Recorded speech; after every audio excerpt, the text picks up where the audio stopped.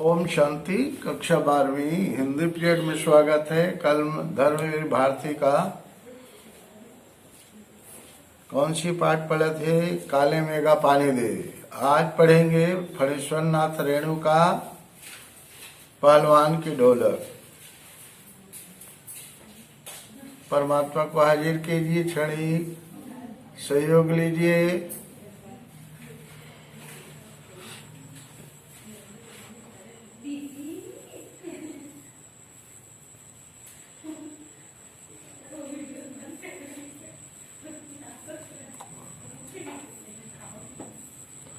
ओम शांति। रेणु जी का जन्म 4 मार्च 1921 के औराही हिंगना जिला पूर्णिमा अब अररिया बिहार में हुआ था।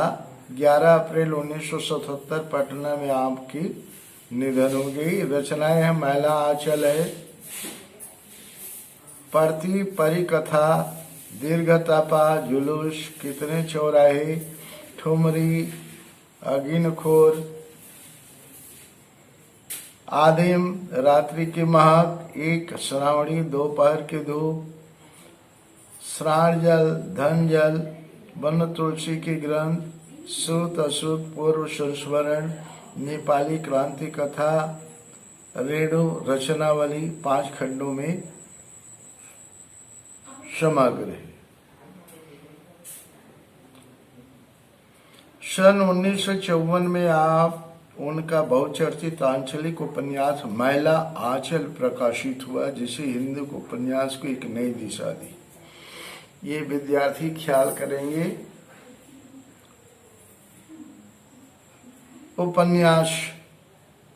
उपन्यास सम्राट मुंशी प्रेमचंद। आंचलिक उपन्यासकार कहेंगे। नाम लिखिए उनकी एक रचना का नाम, फणीश्वर नाथ रेणु, मैला आंचल। ठीक है। और कब प्रकाशित हुआ? 1954 में। हिंदी जगत में आंचलिक उपन्यासों पर विमर्श मैला आंचल से ही आरंभ हुआ। आंचलिकता की अवधारणा ने कथा साहित्य में गांव की भाषा, संस्कृति, वहां के लोक जीवन को केंद्र में ला खड़ा किया। लोकगीत, लोकोक्ति, लोक संस्कृति, लोक भाषा, लोक नायक इस अवधारणा ने भारी भरकम चीज एवं नायक कोई जगह अंचल को ही नायक बना डाला। इनकी रचनाओं में अंचल कच्चे और अनगढ़ रूप में ही आता है, इसलिए उनका यह अंचल एक तरफ सज श्यामल है तो दूसरी तरफ धूल भरा और मैला भी है। स्वतंत्रता के बाद भारत में जब सारा विकास शहर केंद्रित होता जा रहा था, ऐसे में रेणु ने अपनी रचनाओं में अंचल की समस्याओं की ओर भी लोगों का ध्यान खींचा। उनकी रचनाएं इस अवधारणा को भी पुष्ट करती है कि भाषा की सार्थकता बोली के साहचर्य में ही है। ठीक है। आज देखेंगे फणीश्वर नाथ रेणु जी का क्या है, पहलवान की ढोलक। पुनः क्षणिक परमात्मा को सुरता करें।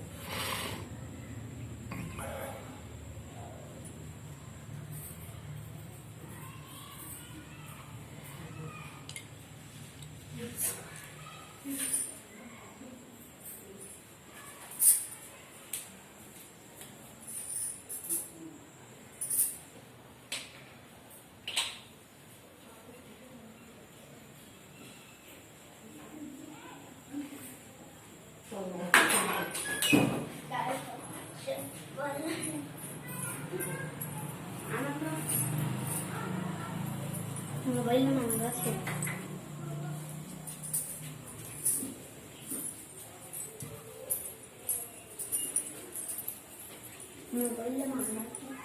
मोबाइल मांगा लेता और सुनता करते थे। हाँ, पाठ का नाम है पहलवान की ढोलक। जाड़े का दिन, अमावस्या की रात, ठंडी और काली, मलेरिया और हैजे से पीड़ित गांव या भयार्त शिशु की तरह थर थर कांप रहा था। पुरानी और उजड़ी बांझ फूस की झोपड़ियों में अंधकार और सन्नाटे का सम्मिलित साम्राज्य, अंधेरा और निश्चित तारे चमक रहे थे। पृथ्वी पर कहीं प्रकाश का नाम नहीं। आकाश से टूटकर यदि कोई भावुक तारा पृथ्वी पर आना भी चाहता तो उनकी ज्योति और शक्ति रास्ते में ही शेष हो जाती। अन्य तारे उनकी भावुकता अथवा असफलता पर खिलखिलाकर हंस पड़ते थे। शियालों का क्रंदन, पेचक की डरावनी आवाज कभी कभी निस्तब्धता को अवश्य भंग कर देती थी। गांव की झोपड़ियों से कराहने और कह करने की आवाज, हरे राम हे भगवान की टीर अवश्य सुनाई पड़ती थी। बच्चे भी कभी कभी निर्बल कंठों से माँ माँ पुकार कर रो पड़ते थे, पर इसे रात्रि की निस्तब्धता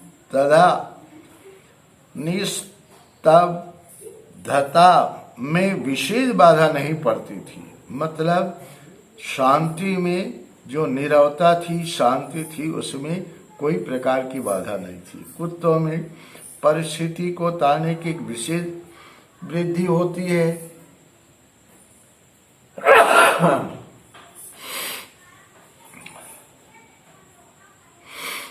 वे दिन भर राग के घूरों पर गठरी की तरह सिकुड़ कर मन मार कर पड़े रहते थे। संध्या और गंभीर रात्रि को सब मिलकर रोते थे। रात्रि अपनी भीषणताओं के साथ चलती रहती, उनकी सारी भीषणता को ताल ठोक कर ललकारती रहती थी। सिर्फ पहलवान की ढोलक संध्या से लेकर प्रातः काल तक एक ही गति से बजती रहती, चटधा गिड़धा चटधा गिड़धा, यानी आजा भिड़ जा, आजा भिड़ जा। बीच बीच में चटाक चटधा, यानी उठाकर पटक दे, उठाकर पटक दे। यही आवाज मृत गांव में संजीवनी शक्ति भरती रहती थी। लुट्टन सिंह पहलवान, यूं तो वह कहा करता था, लुट्टन सिंह पहलवान को होल इंडिया भर के लोग जानते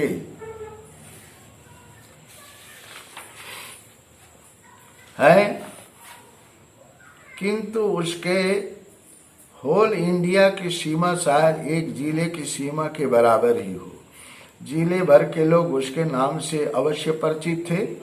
लुट्टन के माता पिता 9 वर्ष की उम्र में ही अनाथ बनाकर चल बसे थे। सौभाग्यवश शादी हो चुकी थी, वरना वह भी माँ बाप का अनुसरण करता। विधवा सास ने पाल पोस कर बड़ा किया। बचपन में वह गाय चराता, धारोषण दूध पीता, कसरत किया करता। गांव के लोग उसकी सास को तरह तरह की तकलीफ दिया करते। लुट्टन के सिर पर कसरत की धुन लोगों से बदला लेने के लिए सवार हुई थी। नियमित कसरत ने किशोरावस्था में उसके सीने और बाहों को सुडौल और मांसल बना दिया था। जवानी में कदम रखते हुए गांव में सबसे अच्छा पहलवान समझा जाने लगा। लोग उससे डरने लगे। वह दोनों हाथों को दोनों ओर 45 डिग्री दूरी पर फैलाकर पहलवानों की भांति चलने लगा। वह कुश्ती भी लड़ता था।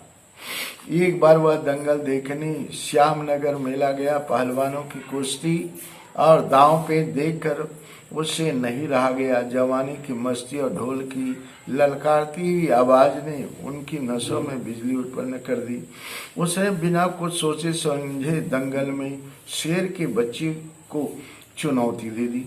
शेर के बच्चे का असल नाम था चांद सिंह। वह अपने गुरु पहलवान बादल सिंह के साथ पंजाब से पहल श्यामनगर मेले में आया था। सुंदर जवान, अंग प्रत्यंग से सुंदरता टपक पड़ती थी। 3 दिन में ही पंजाबी और पठान पहलवानों के गिरोह की अपनी जोड़ी और उम्र के सभी पट्टों को पछाड़कर उसने शेर के बच्चे की टाइटिल प्राप्त कर ली थी। इसीलिए वह दंगल के मैदान में लंगोट लगाकर एक अजीब किलकारी भरकर छोटी ढुलकी लगाया करता था। देसी नौजवान पहलवान उससे लड़ने की कल्पना से भी घबराते थे। अपनी टाइटिल को सत्य प्रमाणित करने के लिए चांद से बीच बीच में दहाड़ता फिरता था। श्यामनगर के दंगल और शिकार प्रिय वृद्ध राजा साहब उसे दरबार में रखने की बातें कर ही रहे थे कि लुट्टन ने शेर के बच्चे को चुनौती दे दी। सम्मान प्राप्त चांद सिंह पहले तो किंचित उसकी स्पर्धा पर मुस्कुराया, फिर बाज की तरह उस पर टूट पड़ा। शांत दर्शकों की भीड़ में खलबली मच गई। पागल है पागल, मरा ये मरा मरा मरा। पर वाह बहादुर लुट्टन बड़ी सफाई से आक्रमण को संभाल कर निकल कर उठ खड़ा हुआ और पैतरा दिखाने लगा। राजे साहब ने कुश्ती बंद करवा कर लुट्टन को अपने पास बुलवाया और समझाया। अंत में उसकी हिम्मत की प्रशंसा करते हुए 10 रुपए का नोट देकर कहने लगे, जाओ मेला देखकर घर जाओ। नहीं सरकार, लड़ेंगे, हुक्म हो सरकार। तुम पागल हो, जाओ, पागल हो, जाओ। मैनेजर साहब से लेकर सिपाहियों तक ने धमकाया। देह में गोश्त नहीं, लड़ने चला है शेर के बच्चे से, सरकार इतना समझा रहे हैं। दुहाई सरकार, पत्थर पर माथा पटक कर मर जाऊंगा। मिले हुक्म, वह हाथ जोड़कर गिड़गिड़ाता रहा था। भीड़ अधीर हो रही थी, बाजे बंद हो गए थे। पंजाबी पहलवानों की जमायत क्रोध से पागल होकर लुट्टन पर गालियों की बौछार कर रही थी। दर्शकों की मंडी उत्तेजित हो रही थी। कोई कोई लुट्टन के पक्ष से चिल्ला उठता था, उसे लड़ने दिया जाए। अकेला चांद सिंह मैदान में खड़ा व्यर्थ मुस्कुराने की चेष्टा कर रहा था। पहली पकड़ में उसने अपने प्रतिद्वंदी शक्ति का अंदाजा उसे मिल गया था। विवश होकर राजा साहब ने आज्ञा दे दी, लड़ने दो। बाजे बजने लगे। दर्शकों में फिर उत्तेजना फैली, कोलाहल बढ़ गया। मेले के दुकानदार दुकान बंद करके दौड़े। चांद सिंह की जोड़ी चांद की कुश्ती हो रही है।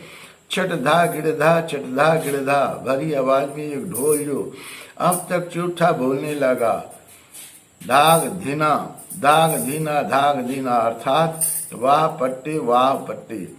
लुट्टन को चांद ने कस कर दबा लिया था। अरे गया। दर्शकों ने तालियां बजाई। हलवा हो जाएगा हलवा, हंसी खेल नहीं, शेर का बच्चा है बच्चू। चट गिरधा, मत डरना। लुट्टन की गर्दन पर केहूनी डालकर चांद चीत करने की कोशिश कर रहा था। वहीं दफना दे बहादुर बादल सिंह अपने शिष्य को उत्तेजित कर रहा था।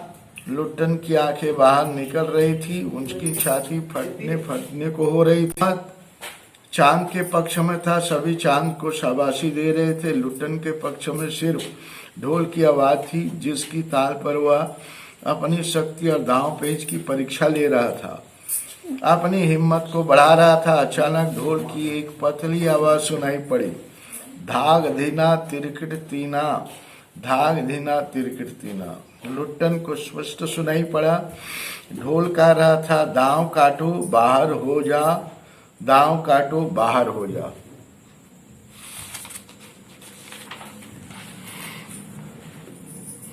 लोगों के आश्चर्य की सीमा नहीं रही। लुट्टन दांव काट कर बाहर निकला और तुरंत लपक कर उसने चांद की गर्दन पकड़ ली। वाह रे मिट्टी के शेर, अच्छा बाहर निकल आया, इसलिए तो जनमत बदल रहा था। मोटी और भौड़ी आवाज वाला ढोल बज उठा। चटाक चटधा, उठा पटक दे। लुट्टन ने चालाकी से दांव और जोर लगाकर चांद को जमीन दे मारा। धीना अर्थात चीत करो। लुट्टन ने अंतिम जोर लगाया। चांद सी चारों कहने चीत हो रहा। धा गिड़।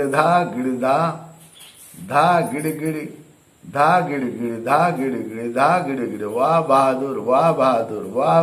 जनता यह स्थिर नहीं कर सकी कि किसकी जय ध्वनि की जाए। फलता अपनी इच्छानुसार किसी ने माँ दुर्गा की, महावीर जी की, कुछ ने राजा श्यामानंद की जय ध्वनि की। अंत में सम्मिलित जय से आवाज गूंज उठा। बीजी लुट्टन कूदता फांदता ताल ठोकता सबसे पहले बाजी वाले की ओर दौड़ा और ढोलों को श्रद्धापूर्वक प्रणाम किया। फिर दौड़कर उसने लुट्टन राज पहलवान हो गया। राजा साहब उसे लुट्टन सिंह कहकर पुकारने लगे। राज पंडितों ने मुंह बिचकाया, हुजूर जाति का सिंह। मैनेजर साहब छतरी थे, क्लीन शेव, चेहरे को संकुचित करती है, अपनी शक्ति लगाकर नाक के बाल उखाड़ रहे थे। चुटकी से अत्याचारी बाल को रगड़ते हुए बोले, हाँ सरकार, यह अन्याय है। राजा साहब ने मुस्कुराते हुए सिर्फ इतना ही कहा, उसने क्षत्रिय का काम किया है। उसी दिन से लुट्टन सिंह पहलवान की कीर्ति दूर दूर तक फैल गई।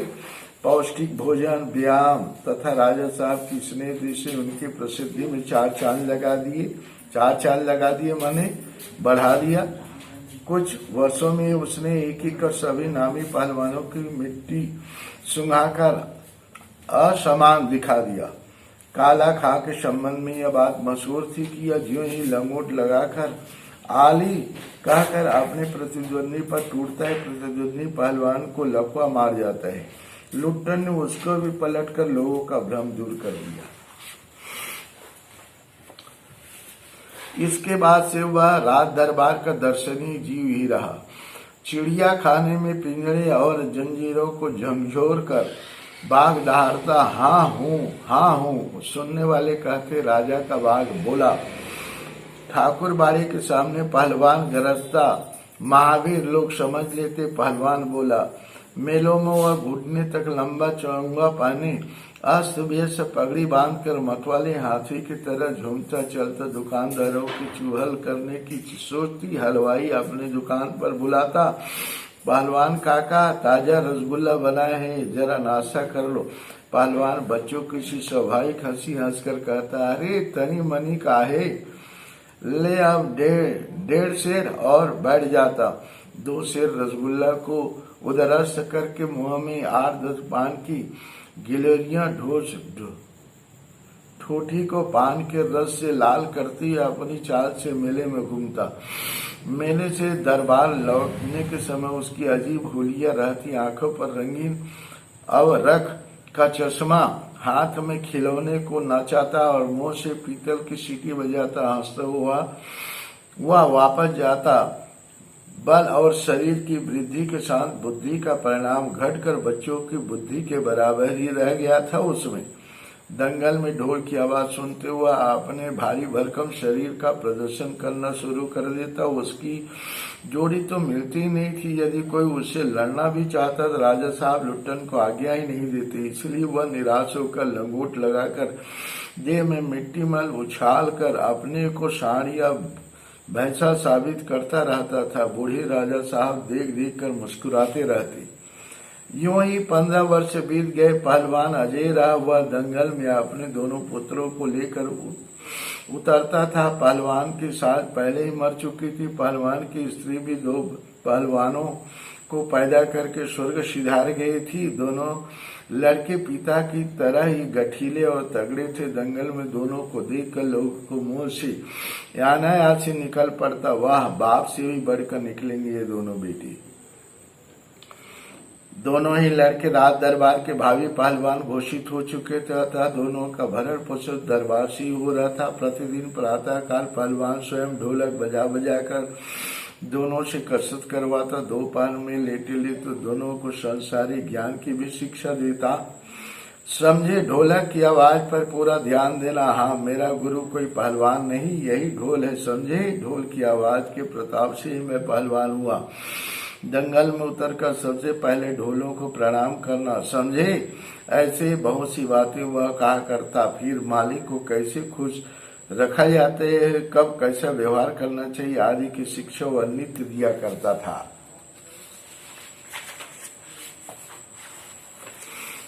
किंतु उसकी शिक्षा दीक्षा सब किए किराए पर एक दिन पानी फिर गया। वृद्ध राजा स्वर्ग सिधार गया। नए राजकुमार ने विलायत से आते ही राज्य को अपने हाथ में ले लिया। राजा साहब के समय शिथिलता आ गई थी। राजकुमार के आते ही दूर हो गई। बहुत से परिवर्तन हुए। उन्हीं परिवर्तनों की चपेटाघात में पड़ा पहलवान भी दंगल का स्थान घोड़े के रेस ने लिया। पहलवान तथा दोनों भाई पहलवानों का दैनिक भोजन यह सुनते ही राजकुमार ने कहा, टेरिबल। नए मैनेजर साहब ने कहा, हैरिबल। पहलवान को साफ जवाब मिल गया। राज दरबार में उसकी आवश्यकता नहीं, उसको गिड़गिड़ाने का भी मौका नहीं दिया गया। उसी दिन जब वह ढोलक कंधे से लटकाकर अपने दोनों पुत्रों के साथ अपने गांव से लौट आया और वहीं रहने लगा। गांव के एक छोर पर गांव वालों ने एक झोपड़ी बांध दी। वहीं रहकर वह गांव के नौजवानों और चरवाहों को कुश्ती सिखाने लगा। खाने पीने का खर्च गांव वालों की ओर से बंधा हुआ था। सुबह शाम वह स्वयं ढोलक बजाकर अपने शिष्यों और पुत्रों को दाव पेच वगैरह सिखाया करता था। गांव के किसान और खेतिहर मजदूर के बच्चे भला क्या खाकर कुश्ती सीखती। धीरे धीरे पहलवान का स्कूल खाली पड़ने लगा। अंतिम में अपने दोनों पुत्रों को ही वह ढोलक बजा बजा कर लड़ाता रहा, सिखाता रहा। दोनों लड़के दिन भर मजदूरी करके जो कुछ भी लाते उसी में गुजर होती रही। अकस्मात गांव पर एक वज्रपात हुआ। पहले अनावृष्टि, फिर अन्न की कमी, तब मलेरिया और हैजे ने मिलकर गांव को भूनना शुरू कर दिया। गांव प्रायः सूना हो चला था। घर के घर खाली पड़ गए थे। जैसे अभी कोरोना वायरस का कहर है, वैसे वहां की बात है।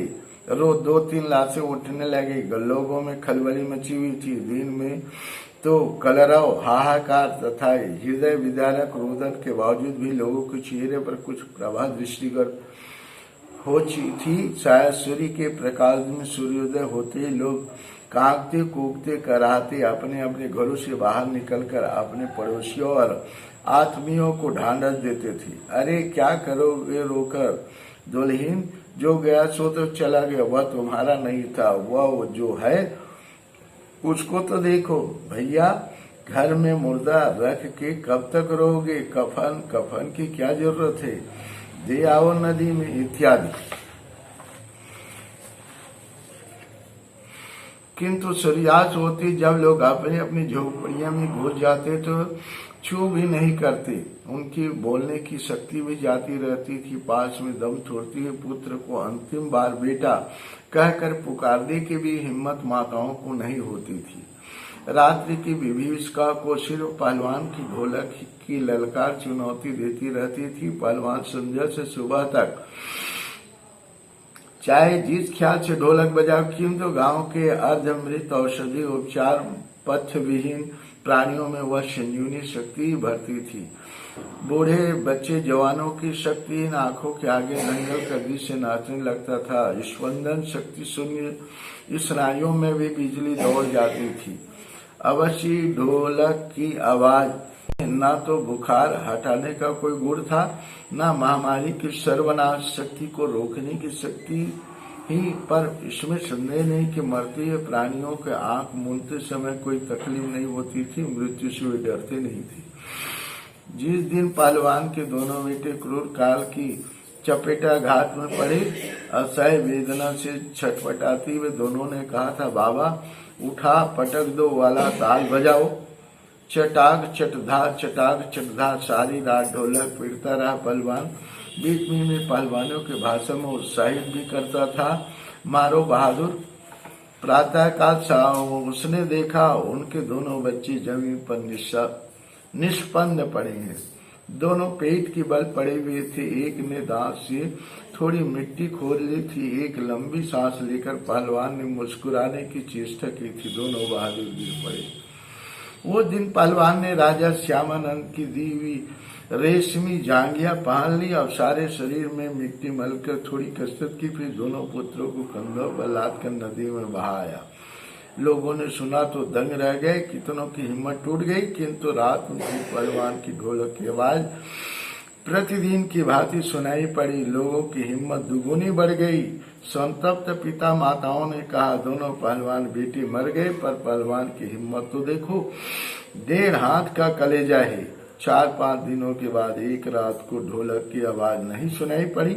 ढोलक नहीं बोली, पहलवान के कुछ दिलेर किंतु रुग्ण शिष्यों ने प्रातःकाल जाकर देखा पहलवान की लाश चीत पड़ी है।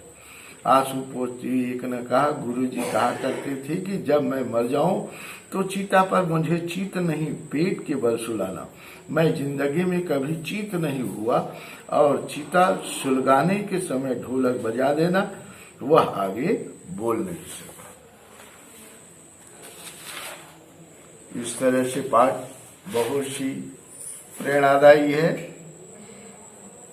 बच्चे शिक्षा ग्रहण करेंगे, पाठ से बहुत ही अच्छी शिक्षा मिलती है। किस तरह से अपने मुस्तैदी से लगे हुए थे, हैं? ठीक है, करेंगे।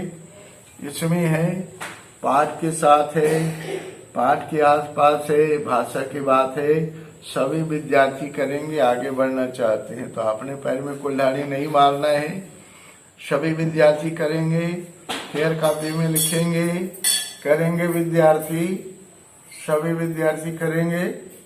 चलिए क्षणिक परमात्मा को याद करेंगे और आज यहीं विश्राम देंगे। कक्षा 12वीं हिंदी पीरियड यहीं विश्राम देंगे। ठीक है।